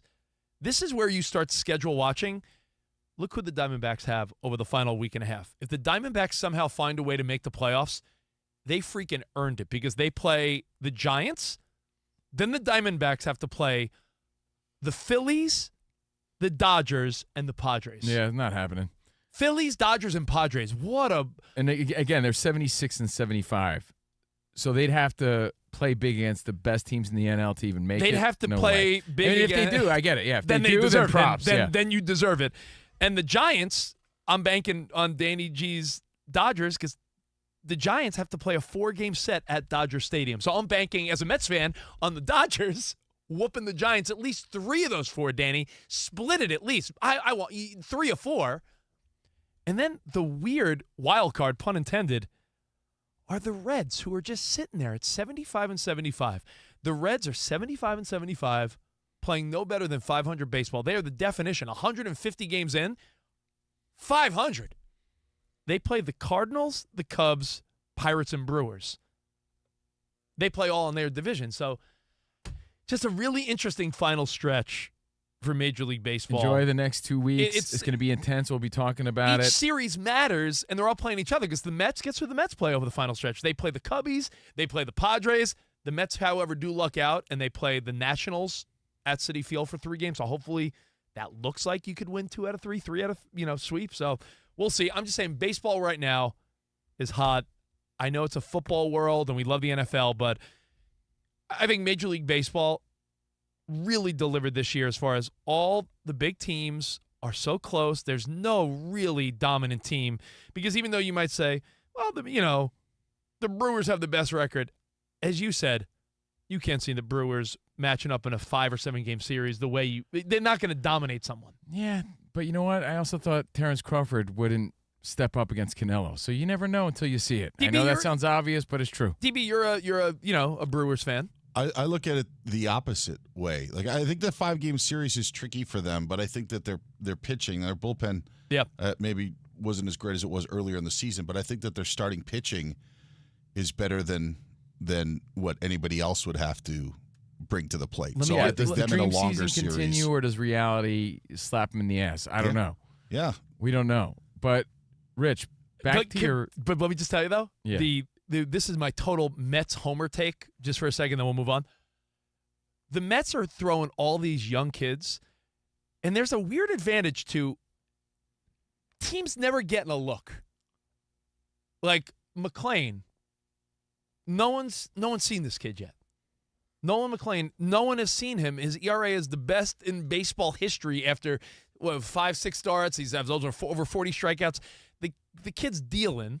And then you got Sprout, who is another young pitcher for the Mets. And Jonah Jonah Tong got roughed up one game, but you have him and, Minaya, and if Senga comes back, I still feel some odd hope that my Mets kids ready for that big moment. You don't know that. You'll never know. They're not battle tested for that moment yet. But again, could they come through? Absolutely. Just a great time for the Mets. And Jenny G, you've talked about all year pitching for your Dodgers. If a series started today, who you throwing? Is it Yamamoto game 1? Do you put Ohtani in the starting rotation for a playoff series? Yeah, that's what it looks like right now. Yamamoto, Glasnow are should be the 1 and 2. The question for the Dodgers, and I sent you the article earlier today, there's speculation about would you use Ohtani out of the bullpen as a closer, as a middle guy to get some big outs? Postseason, primarily as a closer, because the 2 closers they have right now in Tanner Scott and Blake Trinan are both struggling. Well, I don't think there's any debate on you use Ohtani where you think you'll need him most, which might be coming out, giving you more innings in the bullpen. Have him on standby because that's why you're paying the guy. That's why he got this ridiculous contract for moments like right now. Like, you need him more than ever to be that guy. And Cove, a guy that the Mets got from your Yankees, does a guy like Clay Holmes now, who was in the rotational year, does he become valuable out of the pen because his whole career before now has been all hands on deck. It's not time to be a prima donna. I don't care. It's time to do whatever the team needs. You know how fired up I get about football. Football is my favorite, but right now it's so hard not to feel so excited about not just your own team, but the baseball playoffs are such a special time because especially this season because it's anybody's. It's anybody's season. It's anyone because the power no one's teams, that dominant. The power teams are all lacking something. Yeah. Yankees, Dodgers, they're all lacking something. And there's some young teams that you're like, ooh, do they got the juice? And you know that these 3-game wild card series could go anyway. And then the divisionals are always fun. So baseball and football at the same time. This is like, I feel like how I felt like at a strip club in my 20s, a candy store as a kid. I feel like just overwhelmed, like looking around, like, geez, too much to watch. What's interesting too is Covino pointed out that last year you felt like the Dodgers were the odds-on favorite. But it didn't even feel like that to us Dodger fans, to be honest with you, because of those bullpen games. Didn't know those were going to be as successful as they turned out to be. And Rich, in that article that I referenced, the writer from MLB.com was saying that the Dodgers could use Ohtani as the first guy of a bullpen game. Yeah. If they want to go that route with like Sheehan he could go coming up he next could go after two, him. see his pitch count, maybe go 2 or 3 or something. Right. Interestingly enough, Danny, before the season started, do you remember we talked about how, like, oh, my God, what are the Dodgers over under? What are they going to win, 110, 20 games? Dodgers may win 90 games. Maybe if they get cold, what, 90, 92 tops? Like, the Dodgers. I mean, you need to chill because your Mets are terrible. Because their expectations were really high, too. Oh, yeah, no doubt. My Mets are super high. My Mets are probably the big letdown of the league. They might be the biggest letdown of the season. If you get into the postseason. When you spend all that money on Juan Soto and all the key players and Alonso at the end like that, they were expected to be way better than they are. When you get into the postseason, then it's a new start, so you almost forgive. But I think the Dodgers might be top of the pack. Because if you would have said, I'll give you the odds of 95 games over-under, you would have bet your house on over 90-something games. Dodgers are 84-66. Injuries, man. 12 games left. Even Nothing's given. If they go 8-4, they win 92 games. Are we saying this about the Dodgers because they're defending champs? Or Defending because champs and because we felt like they even got more pieces in the offseason. And we were like, because I remember we even had the conversation, Vegas side of it, like over under 104 wins. And we thought that was unprecedented. You thought that when they signed Blake Snell. When they signed Blake Snell, right. I'm like, God, their 4th and 5th starters are other teams' aces. Snell has barely been on the field this season. That's true. But to your point of earlier when you're talking about the Mets and some of the new guys up, like are we talking about the Dodgers because they're the defending champs or because we know all of their names? Yeah. There's the Brewers have had the best record in baseball for over 2 months. Yeah. And there is a very realistic opportunity that they could have played their best baseball a month ago during that winning streak. That would not be uncommon in baseball. But I don't think that people are looking at them as a threat because of the lineup that people don't know, and it's a bunch of mix of guys. And there's guys that I know and you know because we love baseball, but I guarantee the average sports fan that's like, yeah, I casually watch baseball, doesn't know like Jackson Churio. Yeah. And how great that kid is. Like the Brewers got ballers. They're just not, they don't have names like Aaron Judge or Shohei Ohtani or Juan Soto, but the Brewers ball. So this is going to be exciting. And I actually think it works almost a little against the Padres because their lack of success, maybe we hold it against them, but we know their players and their lack of success and what they have and haven't done and what they could have done last year against the Dodgers. So sometimes I'm just saying sometimes it can be a popularity contest when we've seen other teams go on runs like, the Braves a few years back and what Texas and Arizona did a couple years ago. Well, let me throw one more stat at you, and that is since the inception of the wild card, after the strike, 30 baseball seasons, only 7 times has the best team in baseball went on to win the World Series. 7 out of 30 has the best team went on to win the World Series. So you're talking about 23 of those 30 times. Some team got hot. Some team that you didn't expect, not the 100-win team. So that's why it's going to get exciting, and I'm here to pump you up. It gets exciting, but it comes down to who has the most dominant, I promise you, 1 and 2 starters. I promise you. Possible 3 starters, and that's where the Yankees look promising. I'm serious. The same way you pump us up for a fight night when we might not know the people, for all the football fans that are diehard like I am, that are glued every football game there is, I promise you, pay a little more attention to baseball because what you got coming up over the next week and a half of pennant races and wild card races, and then the playoffs start, football and baseball combined should get you excited in your pants. At least for me. Is that weird? Maybe a little bit. And I don't know if we're going to have time to talk about Michael Kay now Whoa, and his thoughts on baseball. Look at Giancarlo's buns. What? But, if we have time, we'll talk. Is it hokey or awesome when it comes to home run celebrations, speaking of baseball? But we still have to get into Showtime Mahomes trivia and some baseball movies in tribute to Robert Redford. You said it, buddy. So we'll take your phone calls next if you want to play Showtime Mahomes trivia. It's multiple choice, hosted by our broke Mahomes, and we'll give away some Nerf footballs. 877-99 on Fox. That's the number to call now. 877-99 on Fox if you want to play. We'll do that next right here on Fox Sports Radio. Now, speaking of baseball playoffs, speaking of football, football's back. Baseball playoffs are going to be here in a week or so. And you know where you're going to find us? On the couch, glued to our giant TCL screen. Watching all these games on a TCL. The picture is unreal. TCL's QD Mini LED makes every play pop. The brightness, the smooth motion, it feels like you're right there in the field. And here's the kicker. TCL Televisions, the official partner of the NFL. And football's never looked better. It's the ultimate football experience. And right now, TCL is making it even sweeter. You score up to 50% off select models. Exactly. Bigger screens, sharper details, smarter technology, all at a price that doesn't make your wallet flinch. I'm telling you, they got, like I said, 50% off of select models, and you can watch baseball, football, gaming marathons, movie nights. TCL delivers the goods. Available at all major retailers, or just head to TCL.com for details. TCL, the official TV partner of the NFL, and the ultimate season to score.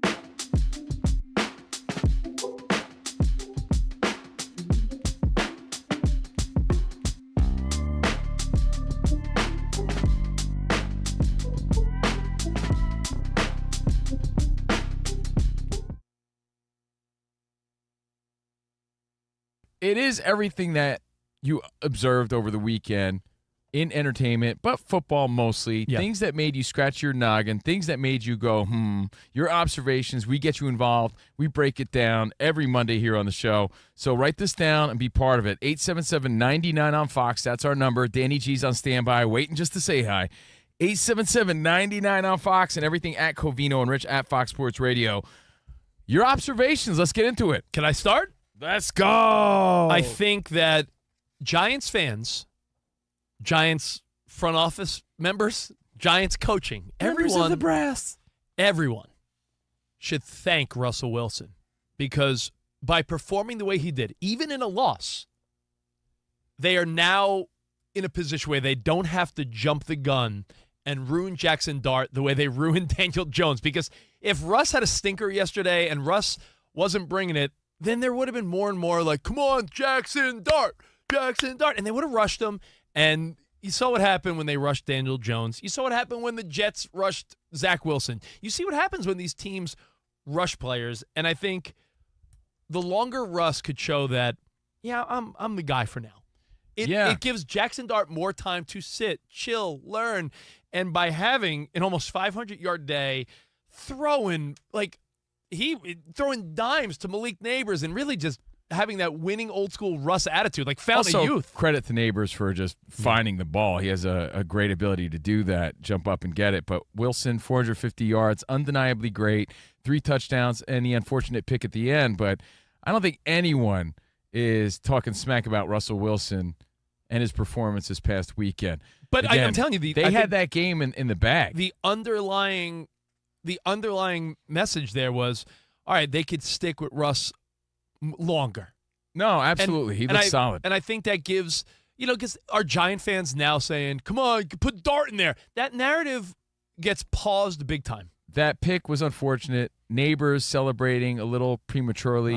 Also a bad look, but he also had a great game.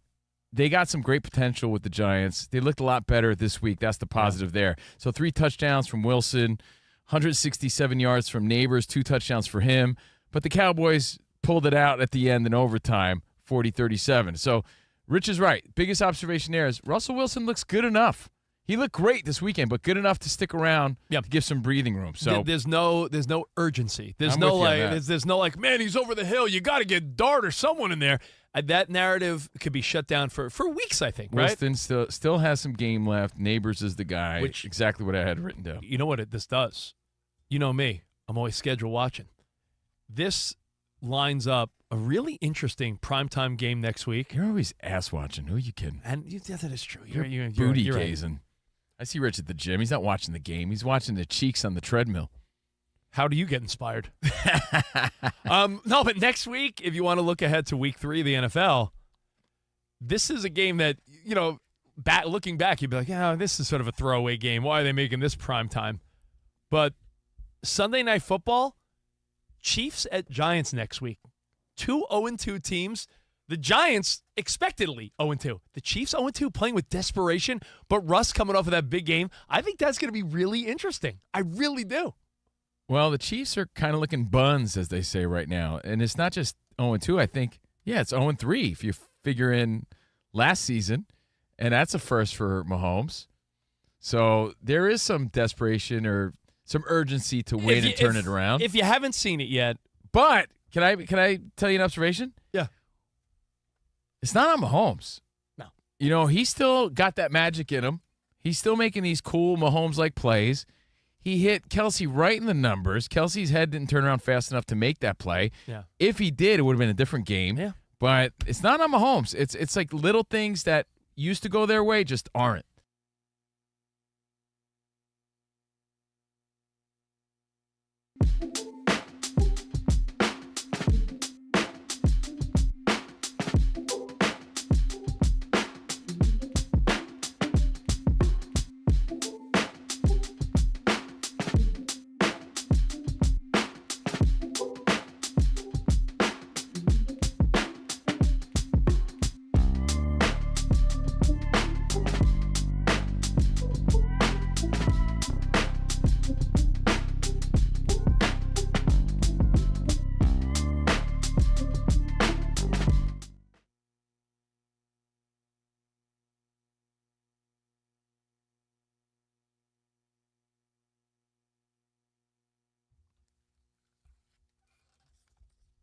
Shame.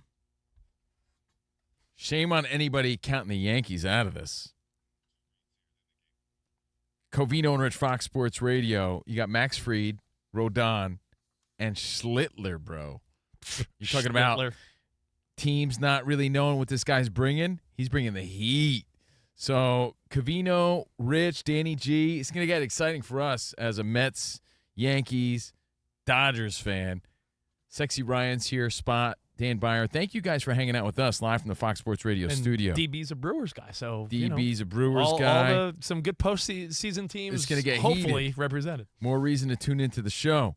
The LG X Boom Grab is the portable speaker. You can listen to the show wherever you go. It powers your hustle from morning coffee runs to midnight rooftop hangs with your boys Covino and Rich.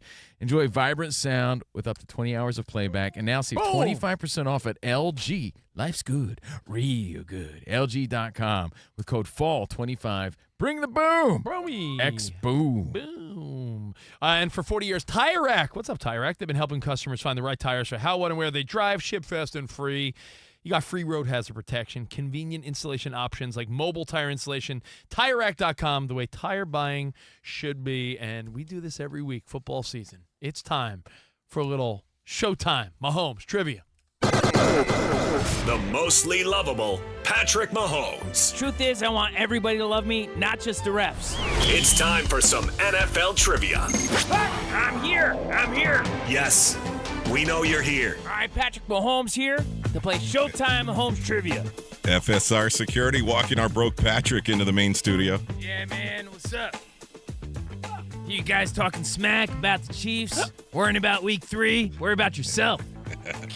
How you feeling after this I'm feeling good. I got the magic. slow start? You see, I put it right in Kelsey's hands. He's the guy slipping right now. That's what happens when you got too much going Wow, on. throwing your teammates under the bus. I mean, why are people listening to this? I didn't realize that. All right, let's meet the contestants. 24-time winner Rich Davis right over there. What's up, Patrick? Speaking of cheeks. 21-time champion Dan Byer. Hello. 9-time winner Spotty Boy in the house. Yeah, sorry, I was there he working. is. This guy's sleeping over here. And looking to win a CNR prize on the studio lines, Patrick in Phoenix. Oh, Patrick beats Patrick. Hey, Patrick. Yes, Patrick. I feel like Spotty Boy's just standing there like Kelsey in the Super Bowl. Remember when he was just standing there? He was just standing there. Yeah. Now I'm hitting him in the numbers and he's dropping it. How you doing, Patrick? Hey, what's up, guys? Go D-back. Go D-backs are trying to make a run, man. Good luck to you guys. Hey, what up, Patrick? What do you do? Yeah, man. What do you do for a living there in Phoenix? Oh, I do vending, actually. I'm driving a box truck as we speak. Nice. nice. Covino's dad, a vending machine guy for years. Cool. For years. All right, here are the rules for Showtime Mahomes NFL Trivia. The first contestant with 2 correct answers is the champ. If there's a tie, we have a tiebreaker question. Your name is your buzzer, but you do have to wait until all 3 possible answers are read. If there's 2 wrong answers in a row, we move on to the next question. Are you ready? Let's get it on. Let's do it. All right, I'm here. Patrick Mahomes here. How many NFL teams have some sort of animal in their names? Oh. Think about it. NFL. Okay. Some type of animal. A, 11, B, 15, or C, 17? Patrick, I'm going to go 15. B. You are correct. Oh, man. Whoa, Mama, bringing the boom. Damn. Patrick on the board already, halfway to a CNR Nerf football. All right, You want to name those teams, or you want me to name them? I got it. Bills, Dolphins, Eagles, Ravens, Bengals, Bears, Lions, Jaguars, Falcons, Panthers, Broncos, Cardinals, Rams, Colts, and Seahawks. Oh, my. The Go Bills Cardinals. is tricky, though, because it's Buffalo is the city name, which I think would count, right? Yeah. Yes. Buffalo's the Bill. Yeah. Yeah. Got the Bills in there. All right, round 2, and Patrick on the board as we move on here. All right, what was I once quoted saying about mistakes? A, mistakes go away once you spend countless hours in film study. B, the league is making a big mistake allowing the Eagles to grab cheeks and push each other's butts. Or C, I'm just trying to learn from every mistake that I make so I never make them again. Patrick. Well, Patrick trying to sweep the board. C with the no mistake. C with the no mistakes. You are a winner. Wow. Wow. Didn't even let any of the other players get on the field. Bam. And that's how I'm going to dominate the game against the Giants. Big giant turds. That's what they are. Can't wait for that. Congratulations, Patrick. Thank you. Thank you very much. No, the other Patrick. Oh, that guy. Oh, yeah, thank you. Yes. Congrats. And good luck in week 3 to you, Broke Patrick. I got it. And as long as Kelsey's not playing like buns, I think we're good. And then we'll take on the Ravens, redeem ourselves, and then you guys will be kissing my ass. I mean, are we on the air? Yes. Sorry about that. All right, guys. Have a great week. All right, later, Patrick. Later, guys. All right, let's go to Dan Byer for an update. What's up, DB? Wow, what a game. Patrick that was just quick, yeah. dominating. Quick little game. Yeah, there. the caller as well, Patricks Patrick. were on fire. Yeah. Yes, it was St. Patrick's Day here Yeah, it was. on Fox Sports Radio. The NFL released a statement saying that Raiders limited partner and Fox broadcaster Tom Brady did not break any NFL rules by appearing in the team's coach's box during last night's game against the Los Angeles Chargers. Minnesota Vikings side quarterback Desmond Ridder and placed running back Aaron Jones on injured reserve with a hamstring injury, while the Bengals placed quarterback Joe Burrow on IR and signed Brett Rippon to their active roster. Team also signed veteran quarterbacks Mike White and Sean Clifford to their practice squad. Bengals have the Vikings in week 3, where we expect it to be Jake Browning against Carson Wentz. Their situation with J.J. McCarthy is interesting. We talked about this with your Niners, Rich, in the schedule that they have because of a short week in week 5 against the Rams. The Vikings are playing 2 games overseas. They play against the Steelers in Dublin, Ireland in week 4, and then they'll play in week 5 against the Browns in London. So there is there is some question on what do you do with J.J. McCarthy just because of the schedule that you're about to embark on. And these are be things overseas. that I guess you don't plan for, right? Obviously. So it leaves some teams in a tricky situation as far as where to put guys. Yeah, absolutely. So something to at least watch. The note from the Vikings is they did not place McCarthy on injured reserve. They did with Aaron Jones. So they placed him on injured reserve with a hamstring injury. Vikings have that bye after those 2 international games. Their bye coming up in Week 6. Buccaneers defensive lineman Kalijah Cansey will miss the rest of the season with a torn pec muscle. Dallas Stars guard Paige Beckers named the WNBA's 2025 Rookie of the Year. The PGA Tour's 2026 season opening event, the Century, will not be played at Kapalua on Maui because of drought conditions and an ongoing water dispute between the course owners and the island's water system. Astro slugger Jordan Alvarez going to miss time with a significant left ankle injury. Braves topped the Nationals 6-3 in Game 1 of a doubleheader earlier today. Guys, back to you. Thank you, Dan Byer. The great DB. During the Mahomes Showtime trivia, you talked about how many mascots in the NFL are animals. How many NFL teams have some sort of animal in their name is the question. Do you guys all know this? I think this is more of an amateur question, but do you guys know the one NFL logo that faces in the opposite direction of the rest? Got it.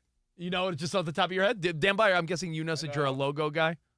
The one There's logo. a reason. I know. I wonder if you know the reason. The one logo that faces opposite every other one. I'm going to say Philadelphia Eagles. You are correct. You'd be right. But it's because they have an E in the feathers. logo, in the feathers. Yeah. But if you look at all 32 NFL logos, they're all facing to the right. The eagle is looking to the left of all the 32 logos. So, but it does make, like you said, the E of the feathers. So, all right. Thank you, DB, for the update. interesting thing, like if you look at it, Chiefs, if we can go on this sort of thing, like the Chiefs helmet is you have the arrow going left to right in both cases. But it could also make sense if you just flip the KC around and had the both arrowheads going forward as well, but they don't do it like that. The Ravens, I believe, each side of the helmet is the Raven looking towards the eyes of the player, or is the Raven reversed on some? You know what I'm saying? Like you're right. You're on the same exact. Yes. I know what you're saying. Like some teams replicate the logo on both sides. Some keep the logo. I think the Ravens actually flip it because I've seen the Ravens logo the opposite way. Am I totally wrong? I don't know. No, you're right. The beak is going towards the front, both and so beaks. the D is put in a different spot when you're looking at it right to left. Ravens. Thank you, DB. Appreciate you always. Now, Covino, we lost a legend. Like you said, it's the reference our grandparents and parents would always use. Before Brad Pitt was Mr. Handsome, before who was it for younger people? Is it like Zac Efron before he got all poofy faced? Like who's the like answer for like handsome guys? Please, just for the fun of it, look up Zac Efron on the cover of like a Prada ad or something. It's very interesting. Is he like Latino now? I'm so confused. Yeah, it's very Is it a funny. Photoshop? I don't know. Anyway, he's super handsome and ripped, but for years it was Brad Pitt, and then before that it was Robert Redford forever. Yeah, your grandmother would be like, Robert Redford. In fact, my mom hit me up. She's like, it's so sad. That's like Tom Cruise passing. You don't understand. That was me and your father's first date when we saw The Sting. And, you know, he's the natural. He's the wonder boy. But he lived a great life. Almost 90, right? I mean, geez. 89 years old. So based on that, it's like a two-part doozy. Two-part sort of question. Maybe we could save one for another day. But is The Natural the best baseball movie of all time? That's the first question that comes to mind. And then I saw two jabronis, two goons in a room, I think was the podcast. It was a podcast called The Rewatchables, talking about who's the sports GOAT, the sports movie GOAT. Sports movie GOAT. Sports movie GOAT. So what actor has dominated more than one sports movie? Because there's a guy that comes to mind, but then there's a few other guys that make you say, All right, so But based on that, we pay tribute and homage to the Wonder Boy himself, Robert Redford. We do it next right here on the Covino and Rich Showgram program.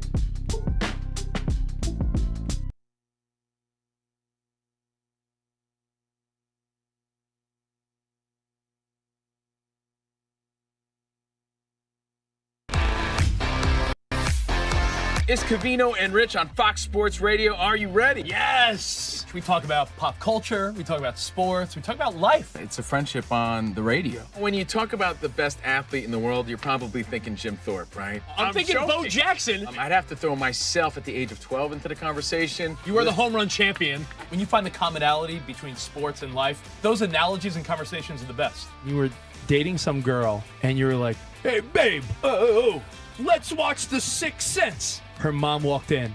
Can you believe he was dead the whole time? I wanted to get up. Well, slow down, Dana White. I don't want to say It's never boring. If the Chiefs win. Sorry, Patrick Mahomes here. What do you mean by if the Chiefs win? Our friendship is real. It's authentic. You can't fake the funk. We're the type of guys you'd want to hang out with at a sports bar. Best way to pick someone up at a bar? Yeah. Go up to a cute girl and say, oh, look at that bozo over there. And I point to you. We could make fun of each other, poke each other a little bit. I call him Blubber Lips, Rich Davis, because he never stops talking. He thinks he's the Mexican Fonz. Yeah. At any point, he's wearing a chain. You have a chain on? Always. Of course he has a chain on. That's like asking me if I'm wearing cologne right now. Of course I am. We take a lot of pride in being inclusive and interactive on our show. Just the more the merrier. Josh, Covino thinks that every man should own a leather jacket. I only wear vegan leather. Can you believe this guy? I can't believe this guy. We have a very special connection with our audience, our listeners. People feel that friendship. And I appreciate y'all so. I love it. It's all for you. Thank you. Mike Tyson, Covino, loves to just challenge us with random Mike Tyson trivia. Which accomplished celebrity purchased my sprawling Connecticut estate?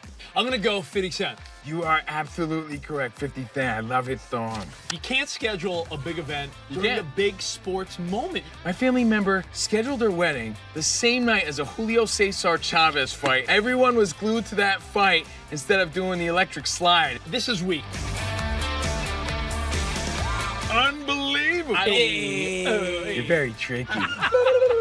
America, you got sports, you got fun, you got us. Covino and Rich. We're crushing it.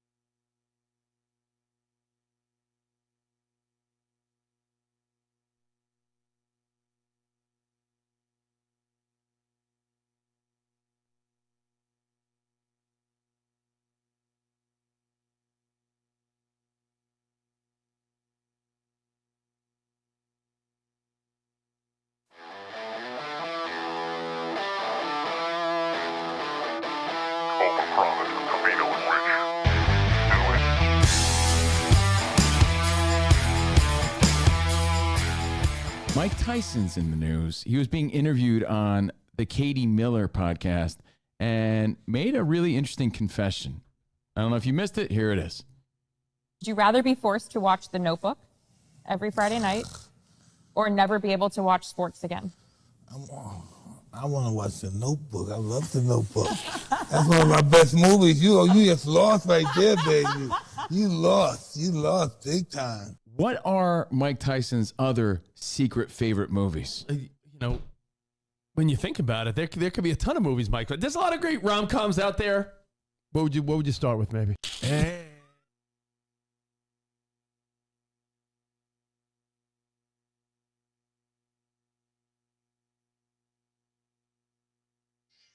Thank you, Ryan, for playing some Major League soundtrack, because when Covino said, is The Natural the best baseball movie? My first thought was, how can you even say that when you know Major League exists? They're two different categories, though. One's a slapstick comedy, and the other is a drama. Plus, Rich didn't see the movie when it sort of mattered. Yeah, that's true. I only watched The Natural later as an adult, so yeah, you're right. Maybe that is. Through the eyes of a kid, Covino, that changed how we felt about baseball when we were that age. I don't know. I'm more of a fan of Willie Dude, Mays he hit Hayes the and cover off the balls, something really magical he about walked that movie. the bat. He walked the kid, the bat boy, walked his bat out to Roy Hobbs, the one Roy helped. What is it? The one Roy carved himself out of a tree struck by lightning. The Wonder Boy. Wonder Boy. I thought I wanted the Wonder Boy bat one day, man. That inspired kids growing up watching that movie, The Natural, the soundtrack. That's a powerful, powerful moment when he's jogging around the bases in the night sky and it's exploding. Dude, it's amazing. You're going to compare that to Roger Dorn and his old That's age? like a simpleton answer. You're going to compare that to Ryan, Wild Thing Rick Vaughn? Play that classic music for a second. I like Major League, but when you're comparing it to like a classic like that, I don't know if it really compares. So it's a two-part doozy. Maybe we could save one for another day, like I said. Turn that up for a second. Like, Rich, when the ball is still flying through the air after the lights are all exploding, we played that VHS tape out. We wore it out. For real. It's an emotional one. It's a great movie. Maybe I need to rewatch it. You know what I watched recently again for the first time in probably 20 years? On one of our road trips, The Scout. I don't know, something lame. No, you dumbass. I watched. Mr. Destiny. That's a great movie. Rich will tell me that Mr. Destiny's better than The Natural. I'm supposed to sit here and be like, yeah, man, you got a point. Mr. Destiny is a hell of a movie. I'm not saying it's not good, but it's not. You come here and like Angels in the Outfield compares, and it's like, no, it doesn't. Right, well, listen, we were on a recent Covino and Rich trip. I forgot where we went with Fox Sports, but you and I were on a flight. And, MLB All-Star Game. I watched Field of Dreams for the first time in like 20 years, and Spot was sitting next to me, and he teared up watching me watch it. It was like... I didn't even need to hear it. It made me cry. Just watching those scenes. So I get it. Some of those scenes are fantastic, and maybe I need to watch Wonder Boy again. Maybe I need to watch... Wonder Boy, because what are the meanings of your powers? Wonder Boy, man. Dude, he struck out the whammer. Yeah, dude, it's worth the watch. It's like a Babe Ruth type story. Yeah, he struck out Babe Ruth. Yeah, he struck out Babe Ruth in the movie. It's kind of cool. When he was a nobody, they were like on the side of a train. Oh, who's this guy? So I saw it's a two-part doozy in honor of Robert Redford, who passed away at 89. Jebediah Johnson himself. By the way, it's not Zach Galifianakis, the very famous gif that you see the guy smiling. Only idiots think that. It's Robert Redford with a beard. I thought it was Zach Galifianakis. It's Robert Redford with a beard. If you thought that was Zach Galifianakis, kick yourself in the head with your own crock. The Rewatchables apparently is a podcast, so I'll post this. I got this from another podcast, and I thought it was a good thought. Because I share the thought. Yeah. When it comes to sports movie goats, I think there's an answer. Who comes to mind? All right, I'll give you my answer. My answer is, if you're asking me who seemed like, because I have two layers. It's Let me not finish. Robert Redford. Right, I think he is part of maybe one of the greatest baseball movies of all time. But who's the sports movie GOAT? Let me give my answer, but it's twofold. Okay. If it's based off of one performance, I think simply based on his mechanics, how natural he came across, pun intended, natural, I think Charlie Sheen winning. Charlie Sheen in Major League was the best single performance. But if you're asking me who's been in more than one sports movie and dominates, I feel like Dennis Quaid is like great in every baseball movie or sports movie he's done. So you know what, man? Dennis Quaid might be the answer. I agree with Rich, and that's scary because Dennis Quaid is very convincing as like a an gritty athlete old like or a gritty coach athlete, or whatever he is in a sports movie. Dennis Quaid really does come. I knew the answer would be Kevin Costner, and that's what the Rewatchables sort of agreed on. I thought they said because he has 7 like really great sports movies. They counted 7, and he's a good athlete. And I can't debate that, but I have to say Dennis Quaid is more convincing. Then why do you have written down on your page Bernie Mac and Mr. 3000? You know what? I want you to think about it. Who's the That's sports? a good movie. It is. That's a good movie. Who's the sports movie GOAT? And is based on Roy Hobbs, Robert Redford, is The Natural the best baseball movie of all time? While you think about it, I want to remind you guys that we're live from the Fox Sports Radio studio. And if you ever wanted to try a sport other than baseball, how about an Olympic sport, Paralympic sport? Try fencing. It's fast, safe, easy to start. Find a beginner class near you at usafencing.org/tryfencing, usafencing.org/tryfencing. And business fluctuations make running a manufacturing business complex, but staffing the business doesn't have to be. Let Express Employment Pros provide the workforce you need. Go to expresspros.com to find the location near you. That's expresspros.com. And listen, of course, there's going to be a lot of, middle-aged or older people that are like, yeah, the natural or this or that. That doesn't make them wrong, bro. It know. makes your answer, I think, a little more silly. Major League is great, All right, then but ask you're yourself you're this. comparing a silly movie, which was one of my favorites, Ask to yourself, like a really great movie. You ask don't see the yourself difference? the following question and then answer it. If I said, Covino, the Yankees are rained out, which they're not, by the way, but if they were, and I said, you have 2 hours, and your assignment is you must watch a baseball movie. Right now, Today. With Major League. Robert Redford passing away, and I haven't seen The Natural in a minute, it would be The Natural today. That's a no BS response. Today. If it wasn't this day that we honor Robert Redford, and I had just seen The Natural, then it probably would be Major League, because it's like a light, easy breezy, like you could quote it, movie that you leave on even when it's being played on TV. I'm one of the few people that even like Major League 2. I mean, I get Omar Epps says no, Willie Mays Hayes, but I still think the plot line of 2 was pretty fun. I mean, remember the catcher who couldn't throw the ball unless they showed him a Playboy magazine? He had the yips, and there were some good storylines in Major League 2. I thought it was still like a decent movie. I believe the third was there. A third I like one? Major League 3. Back to the minors. That's where you lost me. That's great. You have no marbles. Spot, Wait, do you that's the have third one? I think it is. Do you have a favorite baseball movie? The Asian player that Or goes that might around- be the second one, actually. All right, Oh, okay. is it the second one? The, All right. the Asian player, you have no marbles, is great. Okay, but can't we have like a real conversation for a minute though, and say like everybody has their personal favorites? So you're allowed to say my personal favorite is Major League, but like, isn't there something like a realistic best? Like, if you're gonna say a realistic best, like your favorite movie might be Happy Gilmore, great sports movie. Yeah, Adam Sandler, The Sandman, is in a lot of sports movies. Waterboy, Happy Gilmore. What's the other football movie he's in? The one that The they Longest redid. Yard. Yeah, The Longest Yard. He's Yeah. in a few. The basketball movie Hustle. Yeah.